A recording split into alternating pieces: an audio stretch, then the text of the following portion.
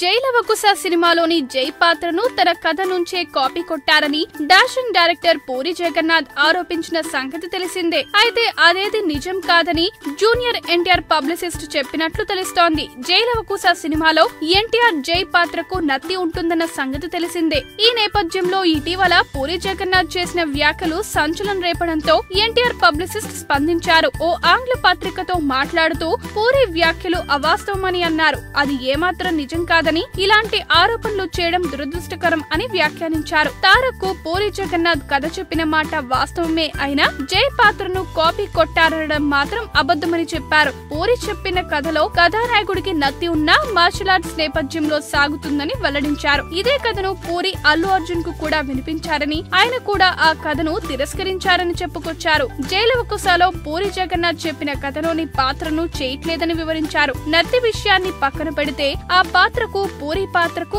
అస్సలు సంబంధం లేదని, జై పాత్ర నెగటివ్ క్యారెక్టర్ అని ఎన్టీఆర్ పబ్లిసిస్ట్ చెప్పారు. అయితే చాలా సినిమాల్లో హీరోలు పోలీసు వేషాలు వేశారని, అంత మాత్రాన అన్ని సినిమాలు ఒక సినిమా నుంచి మరొక సినిమా కాపీ కొట్టినట్లేనా అని ప్రశ్నించారు. బాబీ డైరెక్షన్ లో రూపొందుతున్న జైలవకుశలో నివేదా థామస్, రాశి ఖన్నాలు హీరోయిన్లుగా నటిస్తుండగా బాలీవుడ్ నటుడు రోనిత్ రాయ్ విలన్ గా కనిపించబోతున్నారు.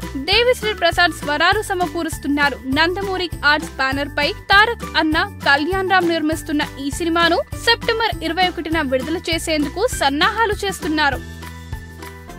ఈ వీడియో గనుక మీకు నచ్చినట్టయితే లైక్ చేయండి, షేర్ చేయండి, సబ్స్క్రైబ్ చేసుకోండి.